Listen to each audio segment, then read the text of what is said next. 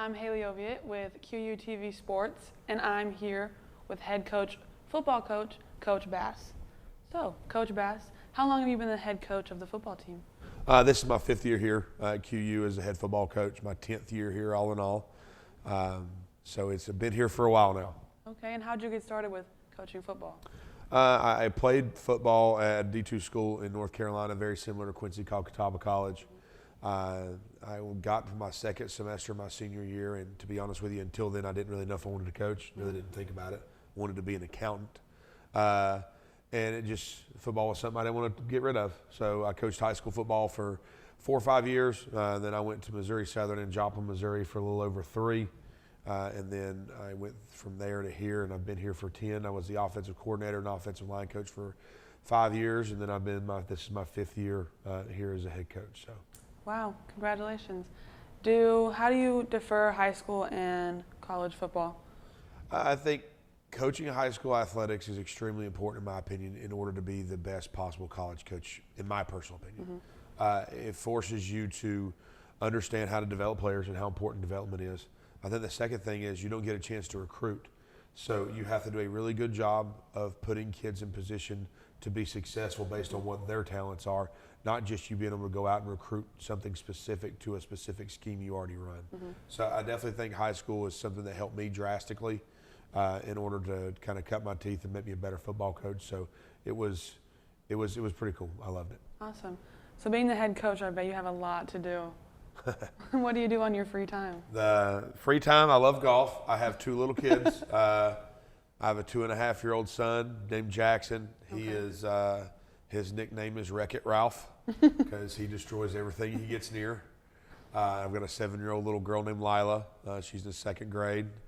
Me and my wife have been married for 14 years. Wow. So it's one of those things for us that I want to make sure I spend as much time with my family as I can. Football, especially coaching college football, once season starts, it's 7 days a week, 90 hours plus a week for about 4 or 5 months. And then once we get into recruiting, it's 6 days a week for about 80 hours a week. So it's a lot, but it's very rewarding and it's a lot of fun. But spending time with my kiddos is the number one thing I want to do whenever I get out. That's amazing. So how do you find the time between being a football coach and going home and being a dad? How do you have time for both of those? It's not easy. I know one of the biggest things I always try to do is mornings and nights in some capacity. The kids between daycare and school are gone there and throughout the day. So I'm always trying to be there in the morning, eat breakfast with them. Like I had to take Jackson this morning to daycare before we went. Make sure I'm there with Lila before she leaves. And then as soon as we get done with practice, we have to come back and watch film at night.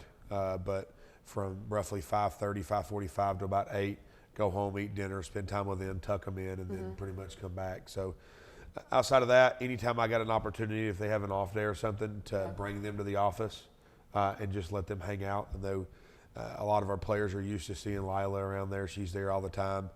Jackson's starting to get to the point in time where he doesn't absolutely get in the way of everything. So he's able to be there quite a bit. So it's good for them to be able to see me be a father and a husband and all those things. So since you're a family man, do you bring your family environment into the football team? Oh yeah, and one of the biggest things we talk about is faith, family, and football is our 3 core values. Family, of course, being one of them. And I think one of the biggest things is defining what it looks like. I think a lot of people have a different definition depending on where you're from on exactly what things should look like. So for us, family, the acronym we use is forget about me, I love you. And then the way we define love, because the first time I said that around a bunch of football players, they kind of looked at me crazy.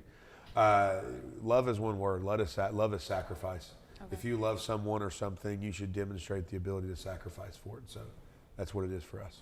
And do the boys really follow that, or do you have to get on them? I think they're good. I think that the toughest part is realizing that people come from so many different backgrounds, so many different locations, so many everything, and getting them to understand exactly what it means here and how to address it and how to take care of things. And there's a lot of kids. Yeah. We got 150 plus football players.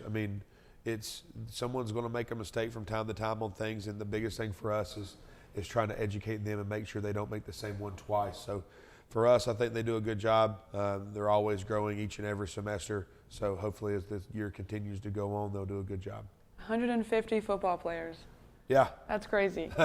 It's a lot. But it's a lot of fun. So when you go into a recruiting process, how do you recruit certain football players if you have 150 football players? Well, I think one of the things that I tell people all the time is depth in college football is huge. Okay. Perfect example. Tion gets hurt on Saturday, who threw for almost 300 yards in a quarter and a half. And then all of a sudden we have to play our backup, who's a true freshman. And then we had another kid that had been hurt. So, I mean, depth at college football can change fast. Okay. And if you don't have enough depth from that standpoint, you're going to be in trouble because no one you're going to play is going to care if you're injured. Yeah. In fact, they would rather you be injured in a lot of ways. So for us, trying to make sure we take care of that is huge. Okay. Well, thank you for watching QUTV. I'm Hailee Oviatt. Catch us next time.